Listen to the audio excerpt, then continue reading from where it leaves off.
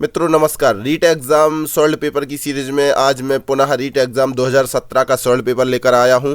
यह संस्कृत भाषा का पेपर है और लेवल 1 पार्ट 2 का पेपर यह है। 30 प्रश्न में है। यह वीडियो नंबर 12 है। 11 वीडियो पहले मैंने अपलोड कर दिए हैं दोस्तों। रीट एग्ज़ाम की एक प्लेलिस्ट भी बनी हुई है, उसमें भी मैंने लिंक दे दी है और डिस्क्रिप्शन में भी हमने सभी वीडियोस जो कि रीट एग्ज़ाम के सॉल्व पेपर से संबंधित है उसकी लिंक दे दी है। आप डिस्क्रिप्शन में जाकर के हमारे सभी वीडियोस देख सकते हैं। और दोस्तों आपने अभी तक यदि हमारा चैनल सब्सक्राइब नहीं किया तो प्लीज़ सब्सक्राइब जरूर कर लें, जिससे हमारे अगले वीडियोस आप तक पहुंच सकें। मैंने रीट एग्ज़ाम की तैयारी कराना स्टार्ट किया है, तो आप दोस्तों वीडियो देखें और वीडियो को लाइक करें और अपने मित्रों को भी शेयर करें। आइए दोस्तों देखते हैं हम रीट एग्ज़ाम के संस्कृत भाषा के 30 प्रश्नों को। मित्रों यहाँ पर 15 प्रश्न गद्य पद्य से और 15 प्रश्न शिक्षा शास्त्र से होंगे। भाषा दु संस्कृतम अत्र 63 प्रश्नाः सन्ति। यहाँ पर 30 प्रश्न है। सर्वे प्रश्नाः समाधेय, सभी प्रश्न हल करना है। मुझे रसगुल्ले अच्छे लगते हैं इति वाक्यस्य संस्कृतानुवादः भवति। इस वाक्य का संस्कृत अनुवाद करना है। मुझे रसगुल्ले अच्छे लगते हैं।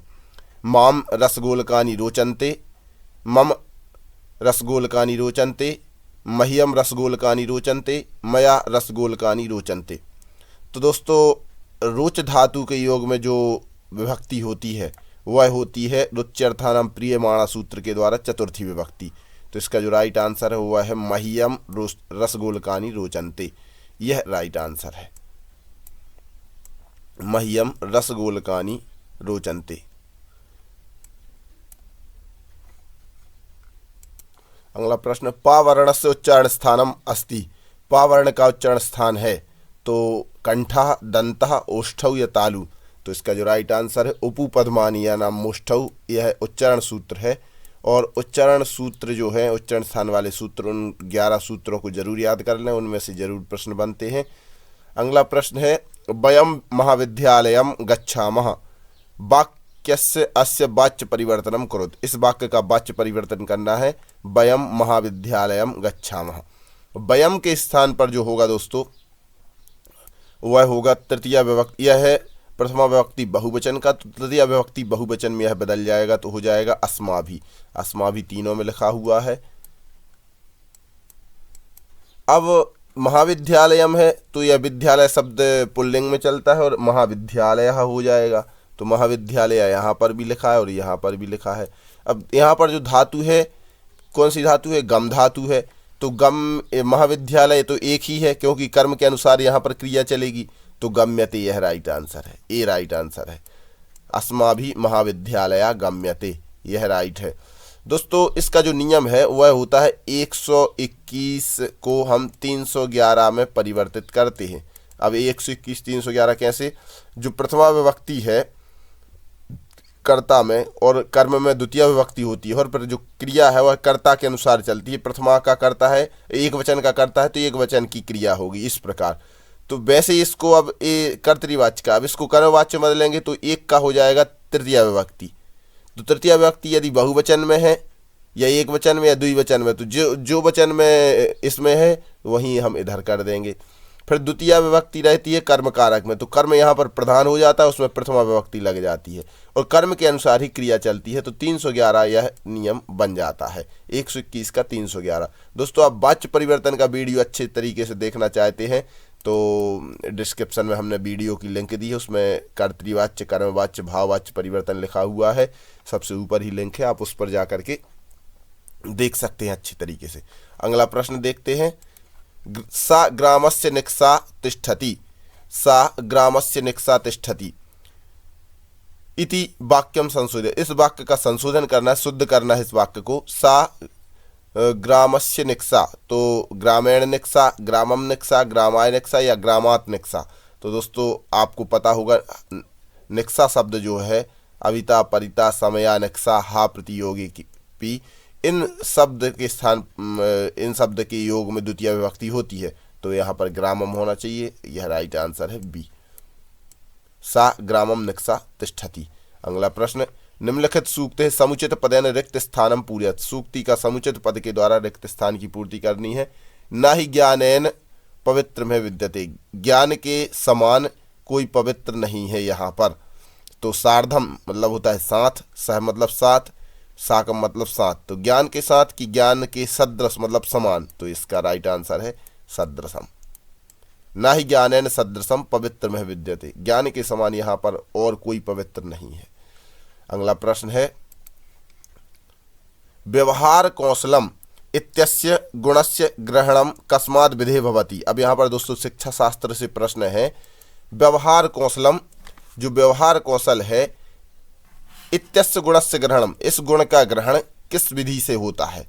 पाठ्य पुस्तक विदिता, व्याकरणानुवाद विदिता, पाठशाला विदिता या फिर प्रत्यक्ष विदिता। तो इसका जो राइट आंसर है दोस्तों वह है प्रत्यक्ष विदिता। प्रत्यक्ष विदिता यह राइट आंसर है। प्रत्यक्ष विधि के द्वारा व्यवहार कौशल का गुण का ग्रहण होता है, इस प्रत्यक्ष विधि के द्वारा। प्रोफेसर बीपी बोकील महोदयन कह विधि प्रतिपादिता।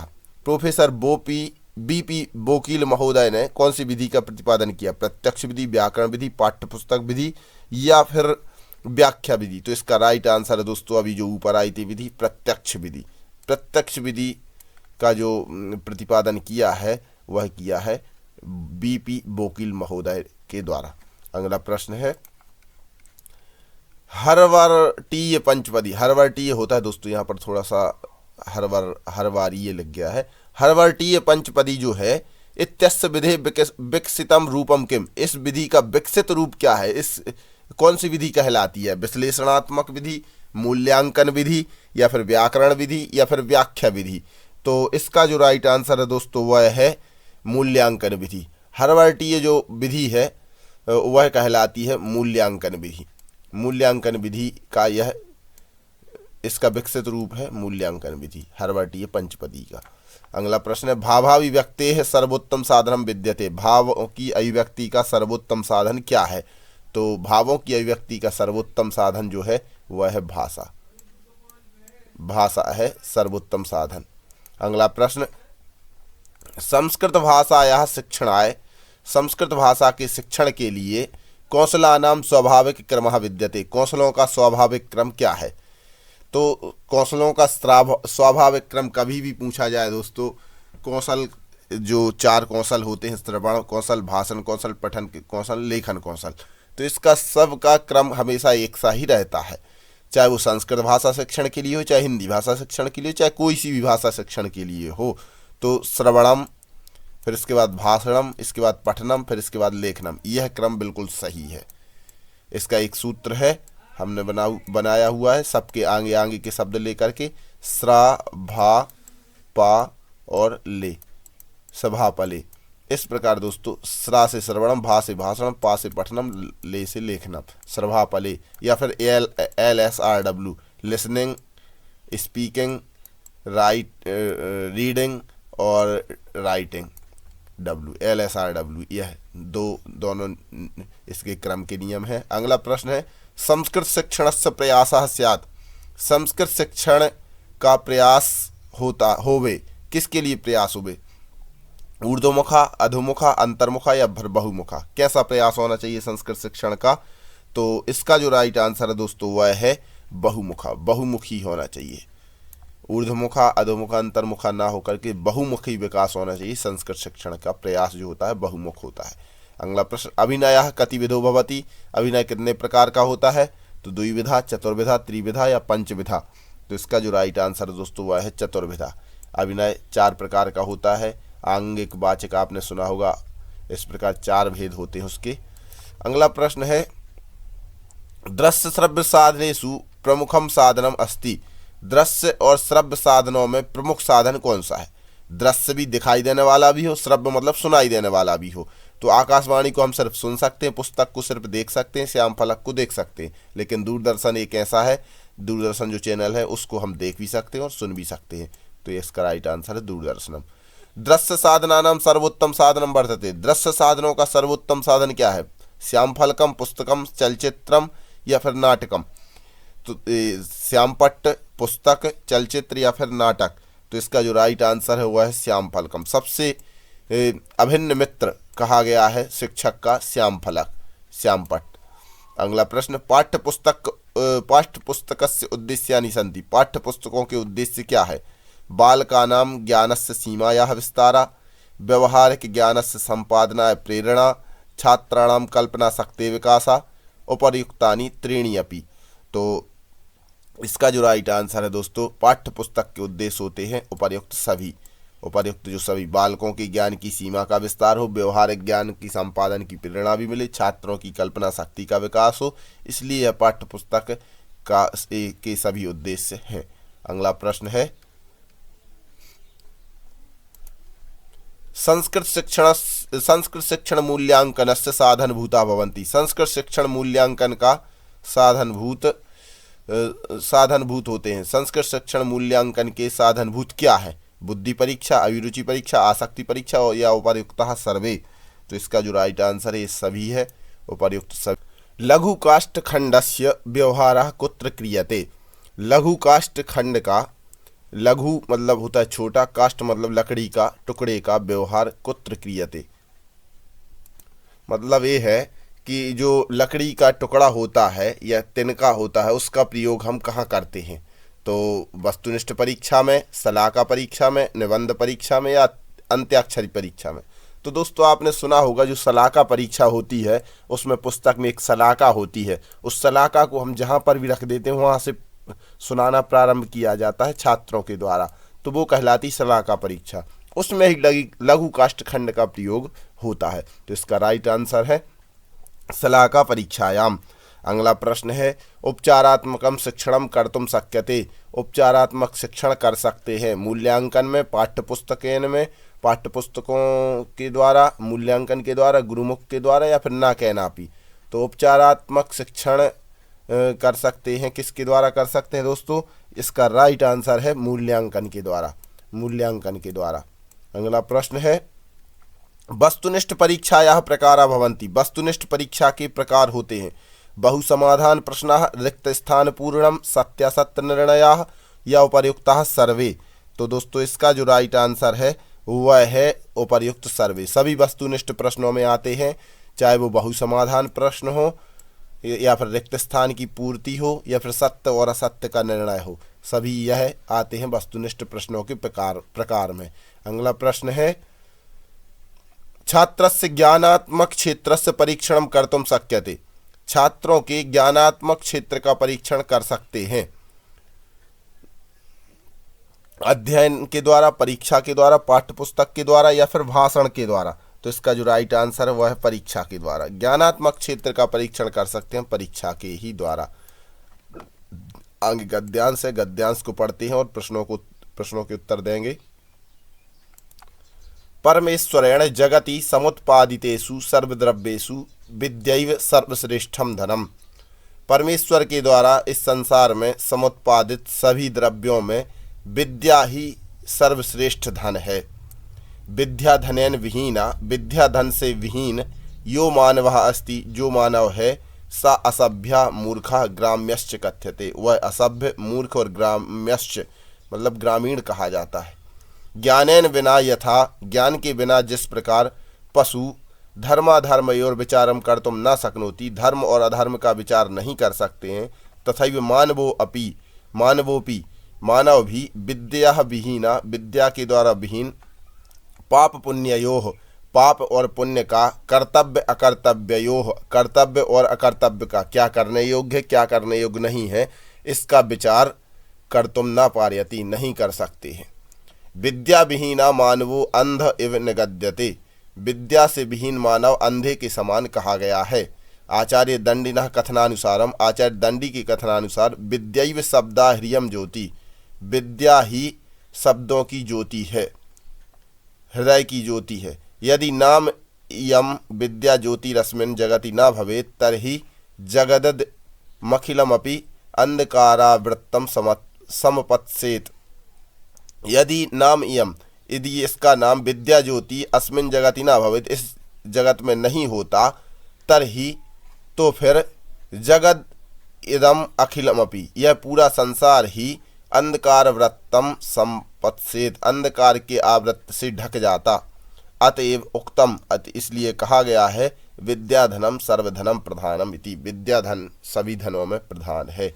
इस प्रकार दोस्तों यह गद्य था। अब गद्य में से हम प्रश्नों को देखते हैं। ज्ञानेन इत्यस्मिन् पदे का विभक्ति, ज्ञानेन इस पद में कौन सी विभक्ति है? तो ज्ञानेन में जो विभक्ति है आप समझ गए होंगे, रामायण ज्ञानेन तृतीया विभक्ति इसमें है, तृतीया विभक्ति। अगला प्रश्न, निगद्यते इत्यत्र कह धातु, तो निगद्यते में जो धातु है वह है गद धातु, गद धातु। और यह जो है यह कर्मवाच्य का रूप है निगद्यते, जिसमें यते जोड़ा जाता है। हमने बताया था आपको कर्मवाच्य में यते, पठ्यते, गम्यते, चल्यते, लिख्यते, इस प्रकार। अगला प्रश्न है, कर्तुम इत्यत्र कः प्रत्यय वर्तते, कर्तुम में कौन सा प्रत्यय है? कर्तुम यहाँ पर प्रत्यय है त्वा, सत्री, तुमुन या लेप, तो आप समझ गए होंगे तुम इसके अंत में, इसलिए तुमुन प्रत्यय इसमें है। कर्तुम क्री धातु से तुमुन प्रत्यय। अगला प्रश्न, अंधकारावृत्तम इत्यत्र समास विग्रह अस्ति, इसका समास विग्रह क्या है अंधकारावृत्तम का? अंधकारात् आवृत्तम, अंधकारेण आवृत्तम, अंधकारस्य आवृत्तम, अंधकाराय आवृत्तम। तो इसका जो राइट आंसर है दोस्तों वह है अंधकारेण आवृत्तम, अंधकार से ढका हुआ, अंधकार के द्वारा ढका हुआ, तो अंधकारेण आवृत्तम यह राइट आंसर है। अगला प्रश्न, विद्यैव इत्यस्य पदस्य संधि विच्छेद भवति, विद्यैव इसका संधि विच्छेद क्या है? तो विद्या प्लस एव, विद्या प्लस एव, विद्या प्लस एव, या फिर विद्या प्लस एव। तो इसका जो राइट आंसर दोस्तों आप समझ गए होंगे सी है, विद्या प्लस एव। सरल प्रश्न है बिल्कुल। अगला प्रश्न है, अगला प्रश्न यहाँ पर एक श्लोक दिया हुआ, पद्यांश दिया हुआ, उसको हम पढ़ते हैं। पुरस्कृता वर्तमनि पार्थिवेन प्रत्युद्गता पार्थिव धर्म पत्न्या तदंतरे सा विरराज धेनु दिनक्षपामध्यगतेव संध्या। यह जो श्लोक है दोस्तों यह रघुवंश का श्लोक है, और इसका अर्थ ना देख करके अब सीधे प्रश्नों को देखते हैं, क्योंकि अर्थ में से कोई प्रश्न नहीं पूछा जा रहा है, तो सीधे प्रश्नों को देखते हैं। पद्यस्मिन् कस्य छंदसा प्रयोगा, इस पद में कौन से छंद का प्रयोग हुआ है? तो पुरस्कृतः वर्तमनि पार्थिवेन, यहाँ पर जो छंद है वह है इंद्रवज्रा और उपेंद्रवज्रा मिलकर के जो बनता है वह है उपजाति छंद, उपजाति छंद है। स्यादिंद्रवज्रा यदि तौ जगौगा उपेंद्रवज्रा जतजास्ततो गौ, तो अनंतरोदीरित लक्ष्म भाजौ पादौ यदि याबुपजाते अस्ता, यह उपजाति छंद का लक्षण है, और दोनों छंद इसमें मिले हुए होते हैं, उपेंद्रवज्रा और इंद्रवज्रा।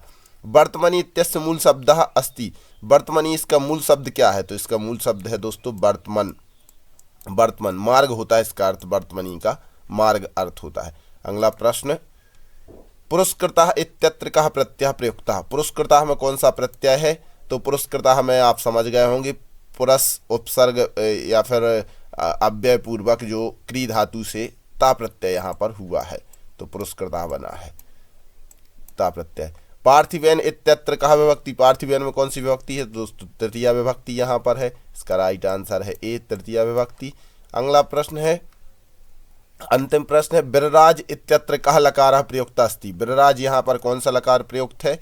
लुट, लिट, लुंग या लंग, तो इसमें जो लकार प्रयुक्त हुआ है विरराज में वह है दोस्तों लिट लकार, लिट लकार प्रयोग हुआ है यहाँ पर। लिट लकार जो कि परोक्ष लिट, परोक्ष मतलब जो हमारी आंखों के सामने हुआ ही नहीं है, बहुत पहले हो गया है, उसमें यह प्रयोग होता है लिट लकार परोक्ष में। इस प्रकार दोस्तों ये 30 प्रश्न हुए। इस प्रकार दोस्तों वीडियो कैसी लगी आप कमेंट बॉक्स में जाकर के जरूर बताएं, और दोस्तों वीडियो को लाइक करना ना भूलें। अभी तक हमारे चैनल को आपने सब्सक्राइब नहीं किया है तो प्लीज़ सब्सक्राइब कर लें, जिससे हमारे अगले वीडियोस आप तक डायरेक्टली नोटिफिकेशन के माध्यम से पहुंच सकें। दोस्तों हमने प्लेलिस्ट में अपने वीडियो की लिंक दे दी है, जो कि 11 वीडियो पहले अपलोड हो चुकी हैं, 12वें नंबर का वीडियो है। तो दोस्तों आप उन 11 वीडियो को भी जो रीट एग्ज़ाम सॉल्व पेपर के हैं उनको ज़रूर देखें और अपने मित्रों को भी बताएं। धन्यवाद।